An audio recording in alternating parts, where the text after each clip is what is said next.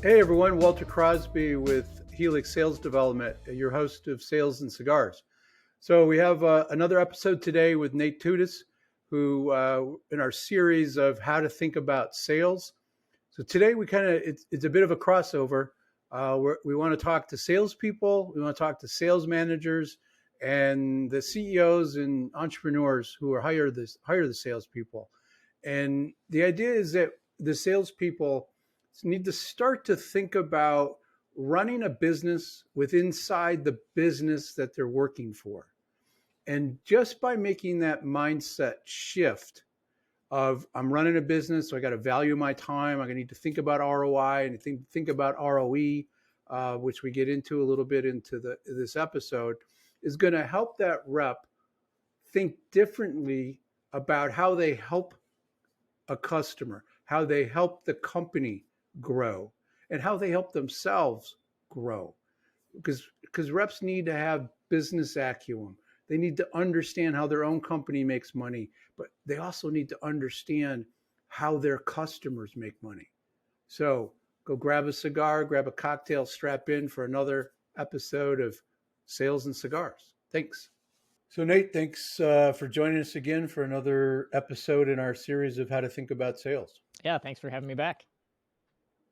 It's one of the more popular episodes that we've been doing it once a month, and I get people asking about it. So it's it's getting a little traction. It's fantastic. I think you're smart. I don't know about that. It's not me. So what I thought we could talk about today was something that ties to how salespeople should think about their business, how sales managers should think about their team, how companies can think about sales hiring, and how it all kind of ties together. And what that is what a salesperson, if they think about their customers and that as if they're running a little business within the business that they're working for. We're assuming that you're not an entrepreneur salesperson. We're assuming that you don't have your own little outfit and you're not a distribution rep. But like if you're really working for somebody, somebody's signing your check, because that's how we know if you're working for somebody is if you get a paycheck with somebody else's signature on it. So if they start to think about running their business within this business, how should they think about their brand and their marketing, how they talk to their customers? Is that important, what they're putting out in social media? And how do we make sure that they correlate that to what the bigger message is from the company's marketing department? Yeah, that's jumping off. That's definitely something that I think all salespeople need to think about and actually strategize around, right? Because a company is going to have what the company is known for, and they're going to have their ideal clients and whatnot. But within that, there's a subset. So within the territory, if you have a specific like assigned territory, you as a salesperson are going to become known for how you deliver on those services that the company actually provides. So you kind of have to ask yourself, what do I want to be known for? And then how do I want to deliver that value to the market through social media, through client recommendations, referrals that I get? What do I want to be known for that if and when I ask for a referral, the customer isn't going, oh, I don't know what to tell them about Nate. I don't know what to tell them about Walter. They're going, oh yeah, I know exactly what to tell him. Here's what he's best at. Here's what he's really good at. Go talk to him about this. So if you're the salesperson and you're starting to contemplate running this little business, how you're going to be, they should be looking at a subset of that ideal client profile that the company has identified, because that's the company's responsibility to tell you who the right people are for the market, the segment, and then give you targets to work with. So one of the things I think is, at least from my experience, is that I'm not for everybody.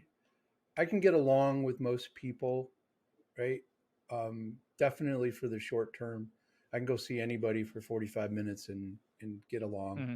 But if you really want to build that relationship and enjoy that process of growing your business with an account, there needs to be something past rapport, past trust, where you get a little engagement there. So they should be looking at who they do well with, what types of customers they do well with, what that individual looks like, and then that will help them describe that introduction that they're looking for. Is that kind of what you were saying?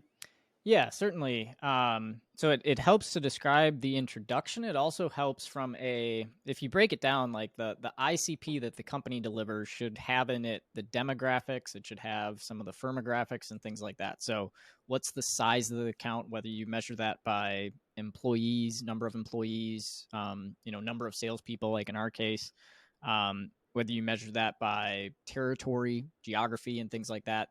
The company should be able to provide you some of that around the ICP. They should also be able to provide you what I would refer to as high level psychographics of the account. So when we think about the company as a whole, what's their leadership structure really based off of? Are they an aspirational company that's really pushing the market? Are they like what are your customers trying to achieve in themselves, and then how does your company align to help them to do that? Within that, there's another layer, right? So there's a layer of how well you as the salesperson actually interact with the individual that you're going to be working with. Sometimes the companies, there's alignment, but the stakeholder that you need to be engaged with, you just don't have that chemistry. You don't mix for whatever reason. And sometimes as a salesperson, that's a growing opportunity to say, okay, how can I align, more effectively with this individual? And other times it's an example of where you just need to know I work well with these types of individuals. I don't work well with those types of individuals. I knew, as an example, if I had a very needy stakeholder that was going to be constantly calling me and constantly asking me to send them this and send them that and everything else, probably wasn't going to be the best customer for me long term, because I wanted to be able to serve multiple people, and that person would just consume too much of my time. It didn't mean that the company was a bad fit, but just person to person, I needed to figure out how to put boundaries and barriers around that particular relationship to help that, thrive in the best way possible. Yeah, because sometimes that's as simple as that customer isn't very organized. So you can pivot by giving them that structure and making it super simple for Yep. them. That adds value. Yep. But then there's just some people that you don't like, and they don't like you. Mm-hmm. And I think we have to accept that. Um, that's an opportunity for a salesperson when it's there.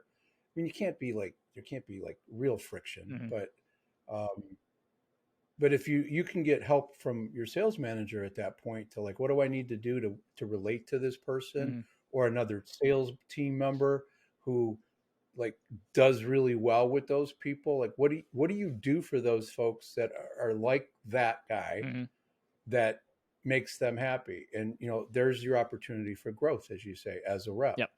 um, Well, and but none of this happens if you don't start thinking like you own something, like you're a business owner. and on that exact point, the other thing you have to be asking yourself as a salesperson as you think through it is ROI and ROE. What's my return on investment? What's my return on effort with this particular client? I had earlier on in my sales career where there was one particular customer that everybody had to serve. Every salesperson that had been in that territory for the last, I think it was 7 years before me, knew that this guy was a major just pain to work with. And we were always dealing with him putting stuff on credit and then not paying and, other things, but he had a huge business. So within the territory, it was like the diamond that if you could unearth that diamond, it was huge. And I remember my sales manager at the time being like, so the sales guy before you wasted all this time with that individual. The salesperson before that wasted all this time, and we ended up not getting a ton of revenue from it. We ended up getting more losses on the balance sheet. And I looked at it and said, okay. I said to my manager at the time, I was like, here's my plan. I'm going to work with that account for 3 months to determine if I can get an ROI out of that account. And if not, I'm going to drop it off the territory. And he was shocked because he's like, but Nate, that's like the diamond. And I'm like, yeah, but how much time is being wasted there if Is it a is it diamond? a diamond? Yeah, because I was like, that could be like the guy that's panning for gold that never finds it. You waste your whole Right. life doing it.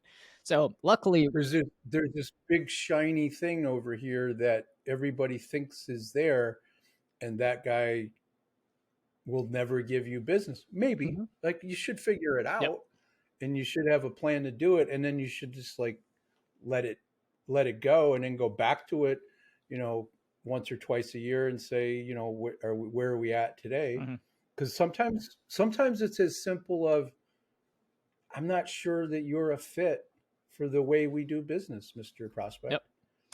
And maybe they agree. Well, and funnily enough, I went through that exercise with him, and I basically said, okay, so from what I understand, our sales reps have been coming in here over the last 7 years, and they meet with you. You said on average, every 2 weeks, and they take about an hour of your time every 2 weeks.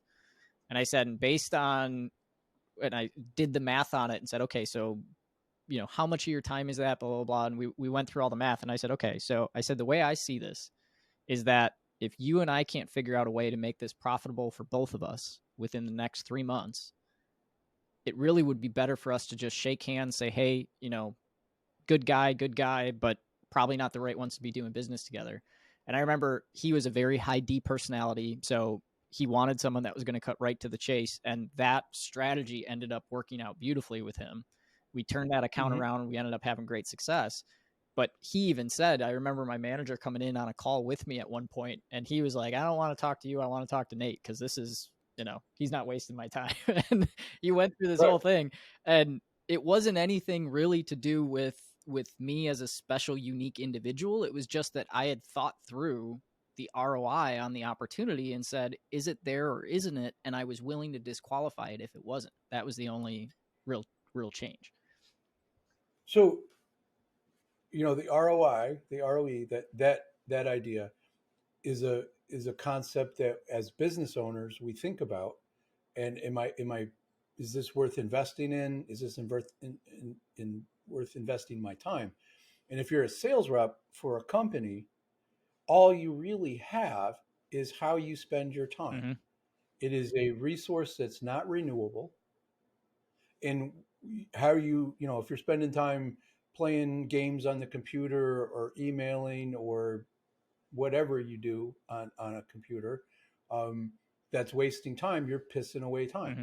So once you start thinking about ROI, then you're thinking like a business owner. So that's one really solid example for a rep to go and then looking at their customers and going and saying to their customer, I'm not sure this is a fit, right? And be willing to go wherever that goes, right? And but also like understanding because you made a point. He's a high D, right? Mm-hmm. Referencing disc, and we could whatever it's disc or a high A if it's a PI, you know we know how this person thinks, and we can look at them and watch how they operate. Look at their office, and sometimes you just got to get to the point Mm-hmm. with those people. And other people want to be warmed up a little bit, and other people want to something in the middle. So as a business owner, you need to make that adjustment because as a salesperson, it's our responsibility to be whoever they need us to be for that 30 Mm-hmm. minutes. And some of them might want an hour, some of them might want 20 minutes. Yep. If we can get done in 20 minutes, yay, Yep. right? We can, you know, can I go look at the shop? Can somebody back there show me around so I get an understanding and not waste your time? I mean, I did that often when I was a rep, and it's like I don't want to waste your time, but is there somebody back here? And he would walk me back to some guy in the shop area and say, "Hey, take him around, answer his questions, and then kick him out the back door." Um, so I met somebody else. I got somebody else's perspective on that particular customer, what they do well, what my products did or didn't do well, right? I learned something else. As a business owner, I got another contact within that account. Yep. But none of that happens if we don't start thinking like we run a business within a business. Right. And I mean, when you think about it from that perspective, right? As a salesperson, your job especially as a salesperson. I mean, yes, it's true for any employee within an organization, but especially when you're a salesperson, your role is to provide an ROI to the business owner that hired you and put you in that space, right? And the most effective way to figure that out is to think about the return on effort that you have in the market. Is this returning a high enough return on effort for me to actually generate the ROI for the business owner? And the more of that I can generate, and the more you think from that perspective, and like I used to have managers that I had fellow salespeople that would be like, why is it that the manager is always willing to give you what you want? Like, they were trying to figure that kind of thing out. And I was like, well, it's not that they like me any better. In fact, I would say they're more chummy with you than they are with me. I'm just very direct and to the point of, here's my territory. Here's the current revenue that we're generating from this territory. I think I can generate more if we do this versus that. And this is my plan to go and get it. And they would be like, cool, awesome, run with it. And that gave me more because you had a plan, mm-hmm. right? Because you were creating that ROI, right? Because you valued your time. So that if that elevates you in your manager's eye, right? So the manager's looking at the people that are just going out doing those route sales, mm-hmm. and they're not really generating new business. They look busy, right? They're not losing business, but they're not growing their business. Yep. So that manager's, trying to figure out how they get that person to grow. When somebody like you comes along where they're like, I don't have to do a lot, and this guy's going to go handle his business. Good luck. Let me know if you need help, and get out of the guy's way is sort of a manager's dream that you, and then you come and ask for a resource and he decides to give it to you or not give it to you, but more than likely you're going to get it. I worked for a guy that when I asked for something, I got it because I would go ask somebody in the manufacturing facility or warehouse to go do something, and they would complain to him that, hey, he's changing the rule, or he's asking us to do something different than what we've done for the last 50 years. Mm-hmm. And his response was, did he tell you why? Yeah, he's because of this, this, and this. And he's like, well, then you probably should give it to him because he wins. Mm-hmm. Right? Yep. So that elevates you in everybody's eye if you're creating ROI for the company and for yourself and for the customer. Mm-hmm. Right? Because if you understand your customer and you understand how they want to be worked, how they want to be dealt with, how they want you to work with them, then, and you can do that, and it's worth the effort. You've solved the problem for the customer. You've got your sales manager to be comfortable with your plan, and you're making money, and the company's making money. It's easy, yep. Right? And all that was a big pivot to how do I maximize my time and my ROE. That's what you called yep. it. Return on an effort. Well, and we could probably do a whole podcast episode on how, as a manager, you should be working with your sales reps to get them thinking from that perspective, from that point of view. Because like an exercise that I always do is having someone actually calculate out what their time is worth. And I'm shocked. Like I do that on a regular basis, and I'm shocked how many times I'll ask a salesperson, hey, how much is your time worth? And they're like, what? I have no idea what you're talking about. And it's like simple math to figure out. But anyway, so there's. But nobody does it. Right. Nobody ever does. Well, yeah.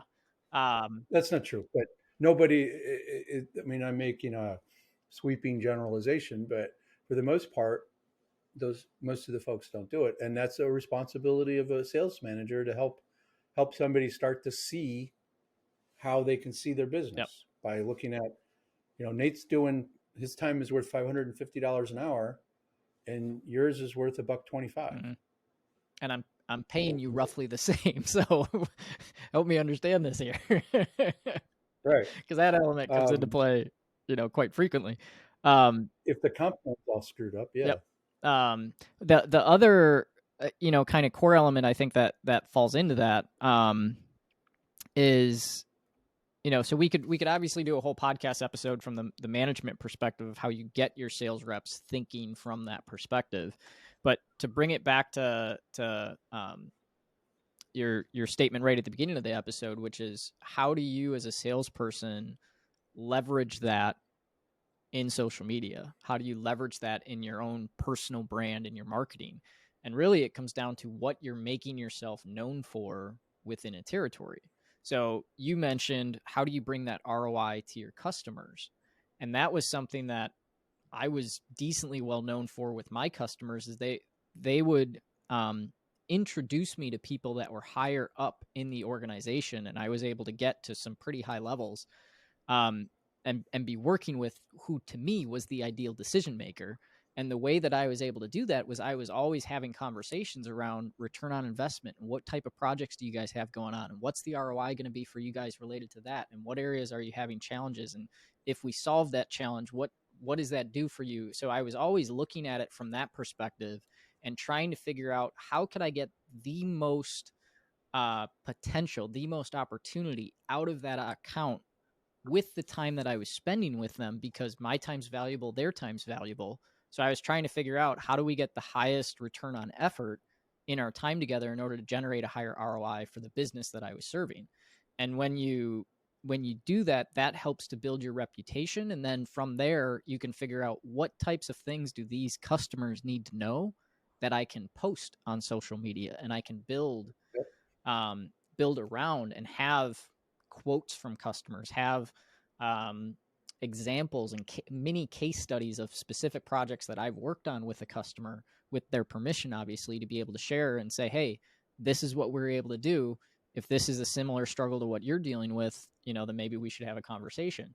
But to be able to share that, it gives you relevant information to share. Whereas what I see a lot of salespeople do, especially, is they'll take whatever their marketing team came up with, and then they'll just post that with a quick tag of, hey, our case study with this customer. Right. Um, And so I mean that's a really good point about how you want to be known with your customers, how you want to be known with the community, right? And I'm just going to use community for social media or networking or whatever else that person does. But it goes back to you were using language with a customer that you sounded like their boss or their boss's boss. mm-hmm. So they're like, oh, this guy's talks like she does. So I need to get him to her because that'll help me look good with them, that I'm working with somebody that thinks like they do. Mm-hmm. So you can't use that language if you don't have the business acumen to understand, to have that conversation to begin with. Mm-hmm.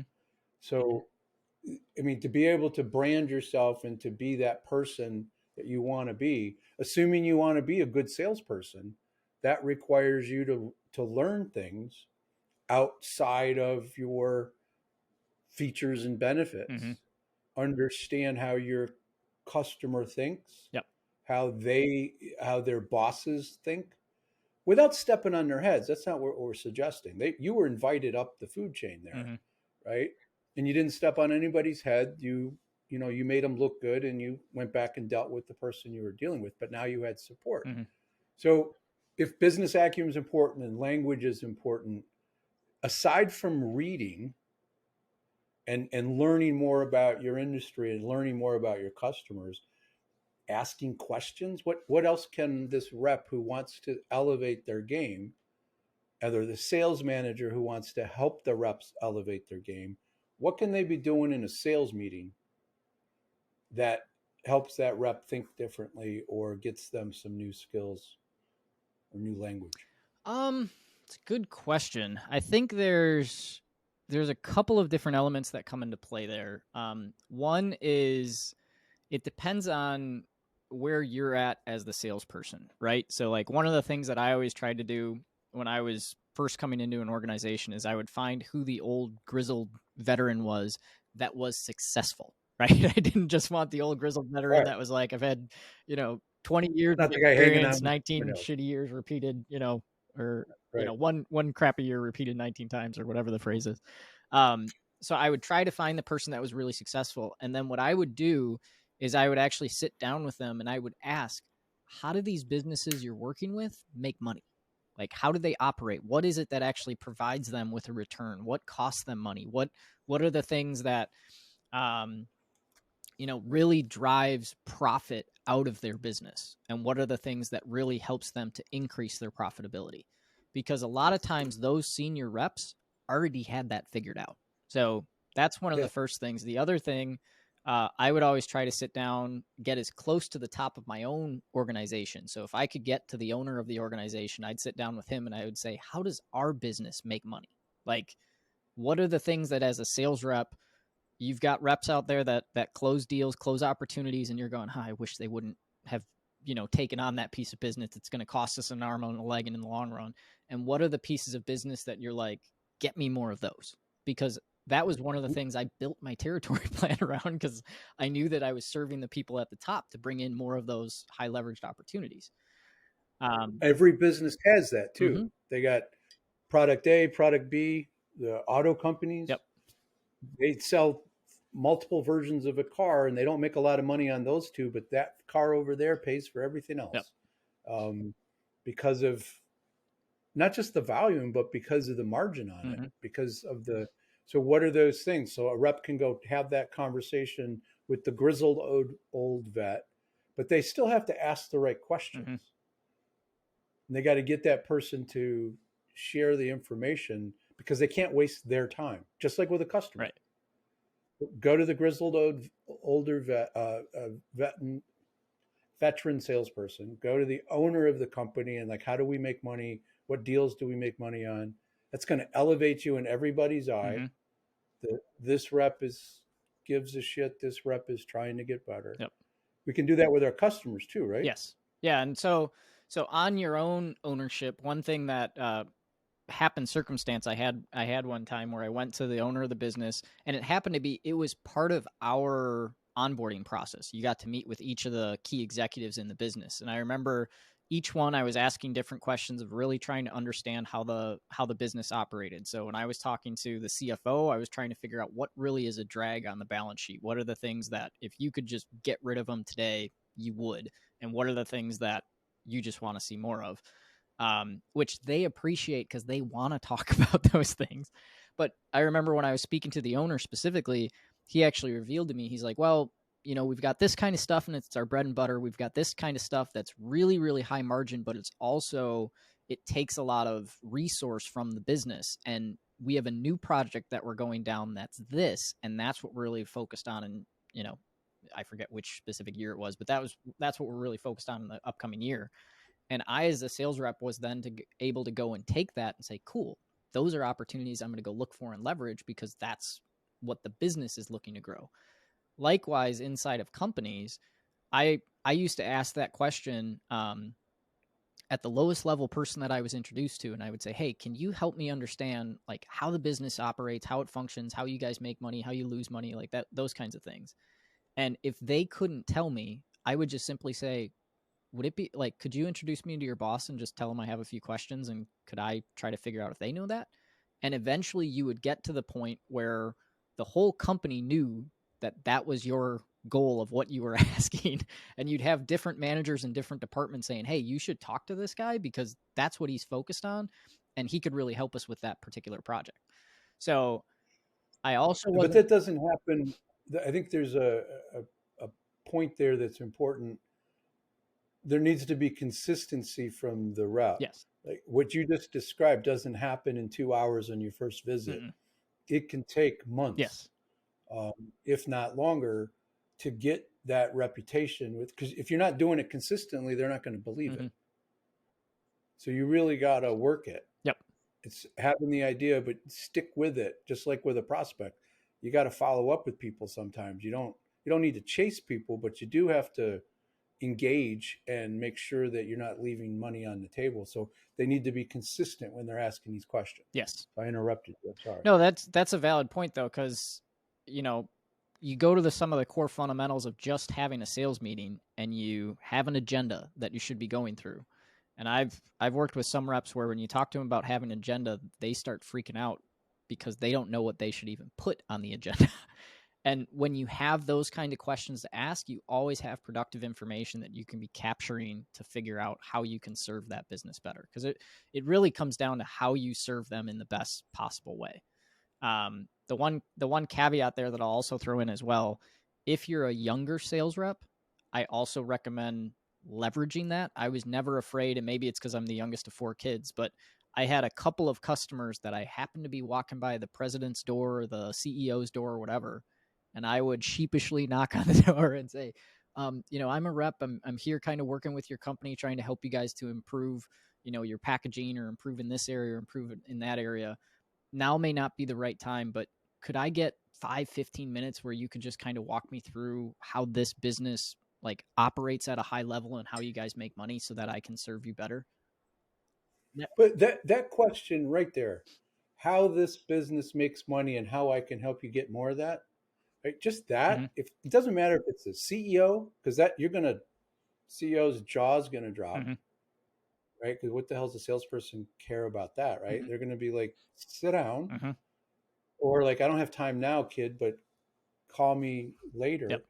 And then you gotta bring their mind back, right? Like, hey, I'm the guy that knocked on your door that asked you about how you make money, Yep. and then right, but it's having the balls to go ask that question to the C-suite. Mm-hmm. But you can do that in social media too, right? You can ask that question Yep.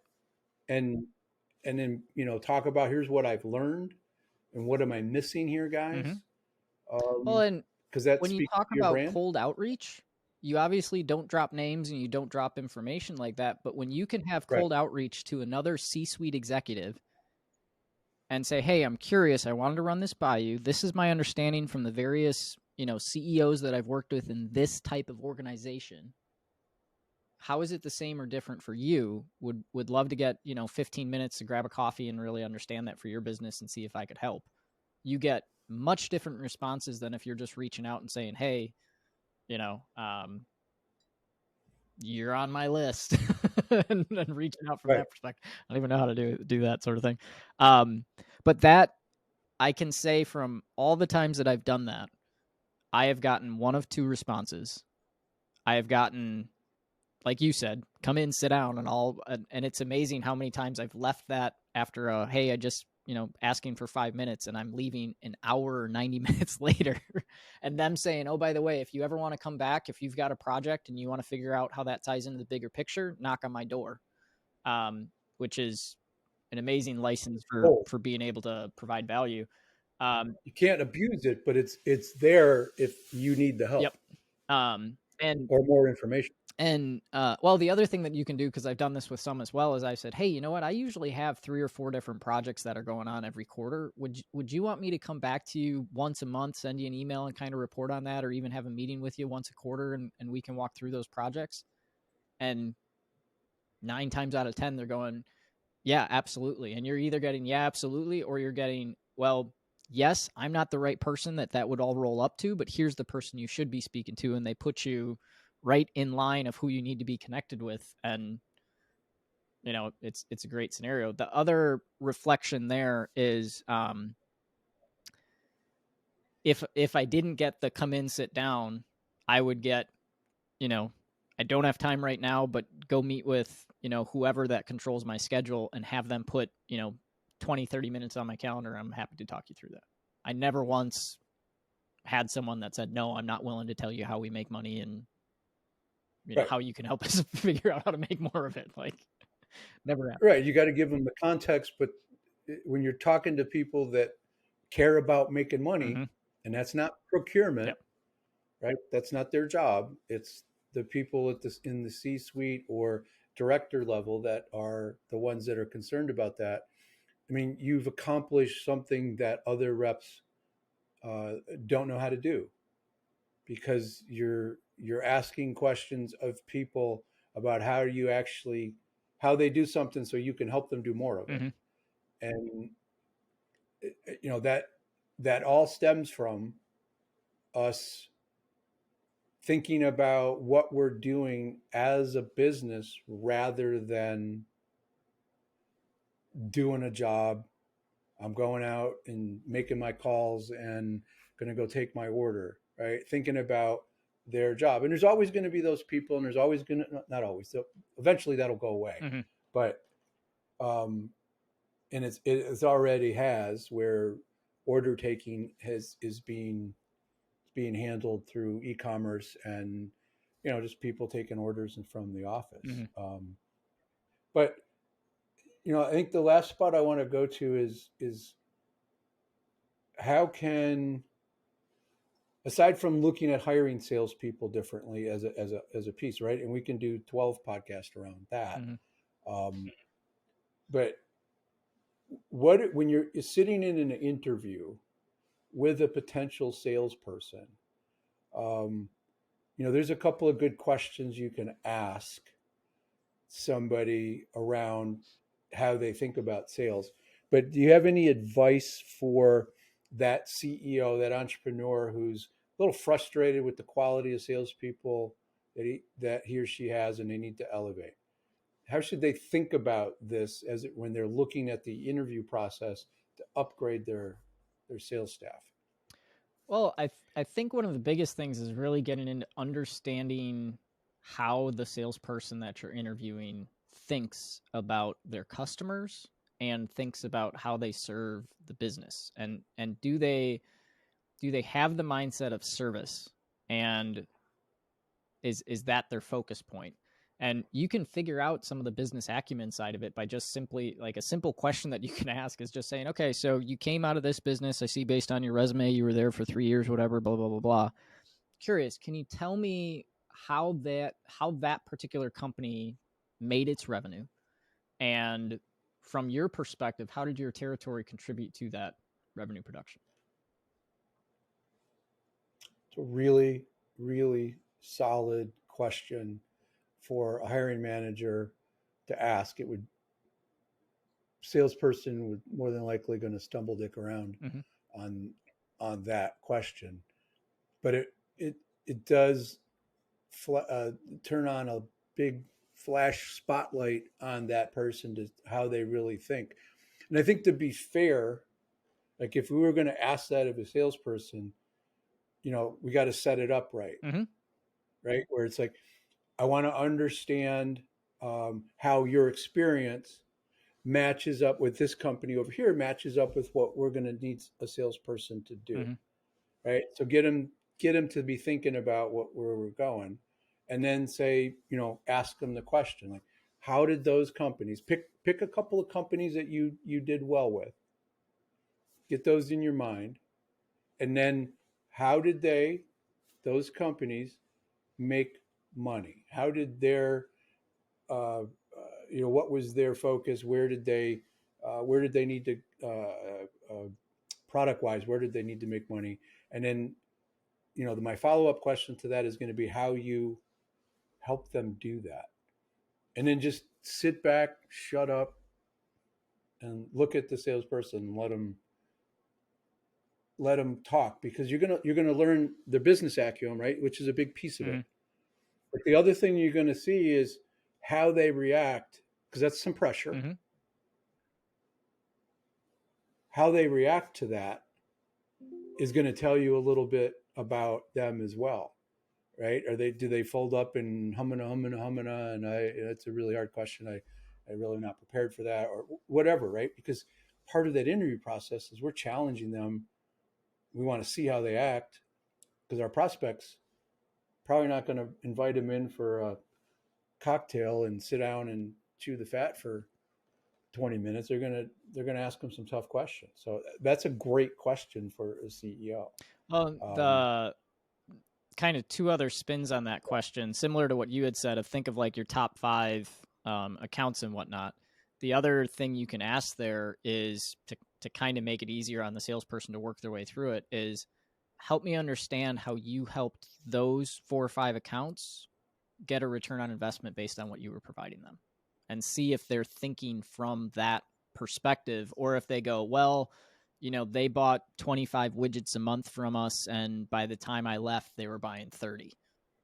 Okay, you're not thinking about how you serve that customer to, do more and increase their ROI.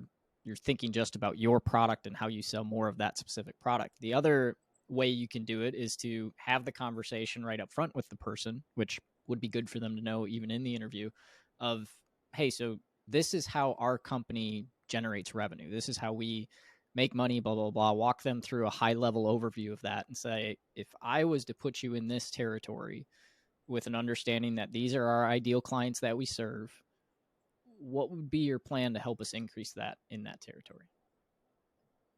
And that can be an And exercise you that's a send them real, away with. That can be answered on the spot. I mean, it could be the question that's asked of the candidate that's going to get bumped up for the final interview. mm-hmm, So here's the question that you're going to be asked. Please be prepared. Now, please be prepared could mean be ready to answer the question verbally. It could mean I've got a one sheet thing here that this is what I'm thinking. I did some research on your website and I see you got these 5 products, blah, right? mm-hmm, I don't, but it'll allow you to see how that person thinks yep, to get to about business. And it doesn't have to be perfect, mm-mm, right? It just needs to be like they've put some thought into it, because if they've thought about it, then you can help them see like that's a really good idea, but here's how you want to kind of look at that just a little differently, mm-hmm, right? It reminds me of when I had a business years ago, a sign shop.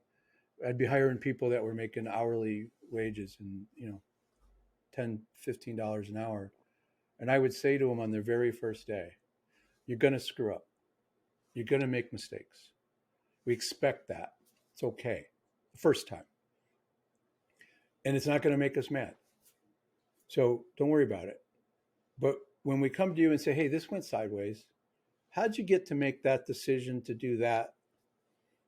And when you say, oh, well, I did it because of A and B, then I can say, or your manager can say, okay, so we didn't tell you that. That's on us. mm-hmm, So let me share this. Now, what would you do? Oh, well, then they would have, made a better decision. mm-hmm, But what I would tell them, I would take it one step further. It's like, if you tell me, I don't know, I get a shoulder shrug and I don't know, then that means that you don't care enough to have thought about it. It means that you don't have enough consideration of the role to ask a question. Doesn't mean you don't care. And it means I can't help you. And if I can't help you get better, then I don't need you. mm-hmm. And it was like, some of my people would be like, that's harsh. But I wanted them to be successful and I wanted them to have the license to screw up. But I also wanted them to think Mm-hmm. and use their head. And even if they thought wrong, we can fix it. But if they're not thinking, you can't help them. Right. So if you hire that salesperson that doesn't come back with a good answer, you don't ask them the good question, and they come in and they suck or they don't have that business acumen, that's on you as a hiring manager or CEO or an entrepreneur, Mm-hmm. if you haven't lined up that hiring process to do that. Yep. And it's just, I don't know, it's somebody that didn't define that process to be significant enough to get what you need out of the candidate's interview. Mm-hmm. You're wasting everybody's time. So Yeah, the other thing you could do, and I'm just throwing a random twist into that idea, but you could also say, between now and the next meeting, this is the question you're going to be asking, prepared to answer it. And if I was the hiring manager, I would say, and between now and next week or whenever that interview is, I would say, feel free to send me questions about it, but you get 3.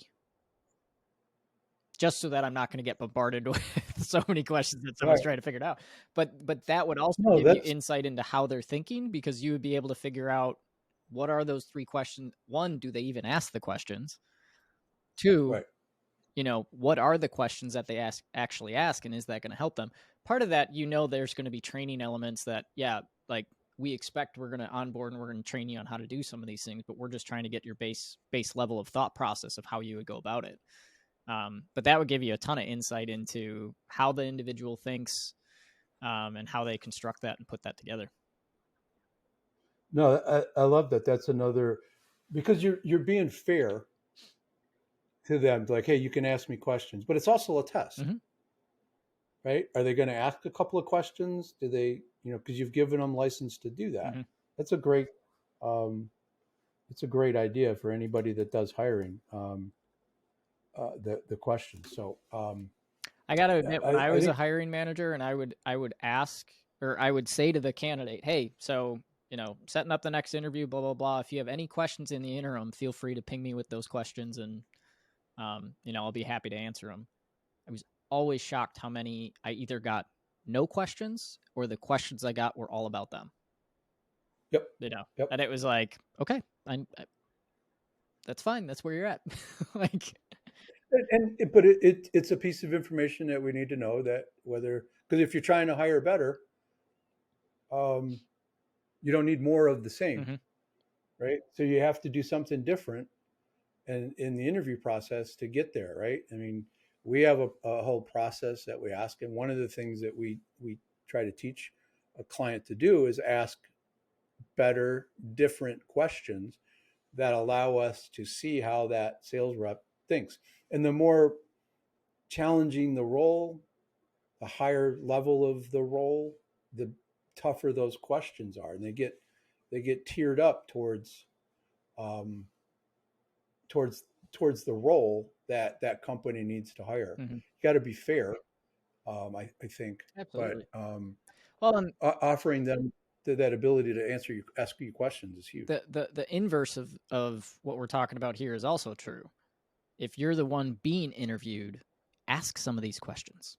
Like, if you're the one asking some of these questions, of instead of being the, what I would say, typical employee who comes in and says, hey, how much am I going to get paid, how much vacation time, blah, blah, that'll all get settled at some point anyway. It's you know um but asking questions about, hey, help me understand your guys' business. And okay, so you're obviously hiring for this position, not getting into politics or anything like that, but why do you feel that the territory itself isn't bigger than it is right now?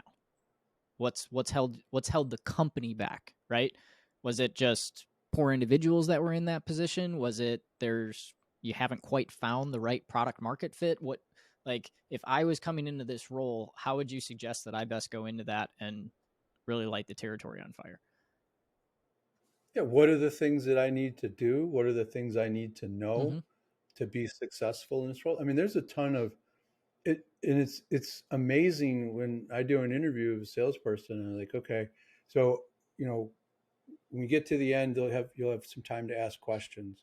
The only questions I won't ask about at this stage is comp questions, but be known that this is a variable comp plan where you're rewarded for being successful in the role. But you tee it up and then you go through the process, and then you get to the end. It's like, so, I've shared a lot of information here, and this is a two-way street. I want you to be comfortable. So, what questions do you have for me, for us? And sometimes people will be like, well, I have a couple of questions, and they pull out a piece of paper. Okay, that's a good sign. And then sometimes those questions are inane, right? They read them someplace online They where you read them should on ask Google, that them. you should be prepared to ask your own questions. Right. But they're not deep thinking questions. They're not asking questions about how I'm going to be successful in the role. Mm-hmm. And we're always polite and answer the questions, but it's like those aren't good questions.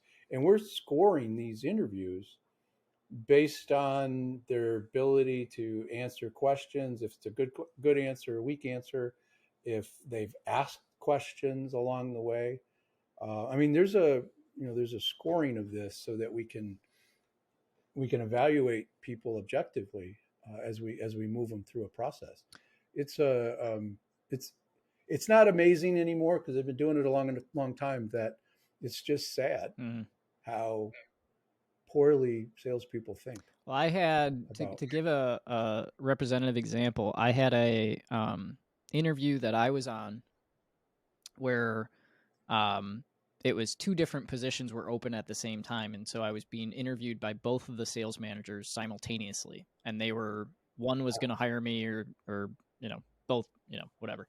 And I remember I was sat there in the interview and they said, any questions for us? And I said, well, one question I have is, I said, obviously there's an opening in this territory. And I said, is that expansion that this territory is just opening up for the first time, or was there a sales rep in this position that, is no longer with the company for whatever reason?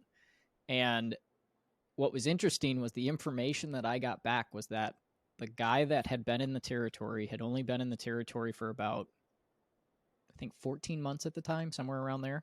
It was a little over a year, less than a year and a half. And he was their top producing rep, and he had been poached by the competition. Competition came in and hired the guy. So I said, okay, so I said, if I'm understanding correctly, the position that you're putting me into, that you want me to be, wildly successful right out of the gate, I'm immediately going to be competing with the guy that has had the last, how long has this position been open? Or like 4 months. And I said, okay, has had the last 4 months to go out and poach my client base. And I said, how many of those customers has he already taken? And they said, oh, they gave me the numbers, and I won't share for detail's sake. But I knew going into it, and I was like, great. So what made him successful over all the other reps? And I was able to figure out, I knew more about going into that territory, exactly what I needed to do to go recapture those clients that we had lost, the clients that he had taken that the management was like, he can have them. Like, we're glad that he took them. And then how I was going to approach the territory from then on out to position myself against, I was actually excited because as a Marine, I'm like, sweet, I got competition in the market and I know who they are, right? Well, and where they're hiding. yeah, and he and I ended up actually running into each other in the territory and whatnot, and having a pretty good chummy relationship back and forth. But that in and of itself, I remember when it came down to talking to the two managers later after I was part of the company, they were like, no one had ever even thought to ask that question. And when you left, we both were floored and were like, we have to get this guy. We have to hire him. And that's not to put anything on me. I just asked a question that no one else was thinking about. And if you're going But into a territory, it's a pretty obvious thing that something existed before you were there.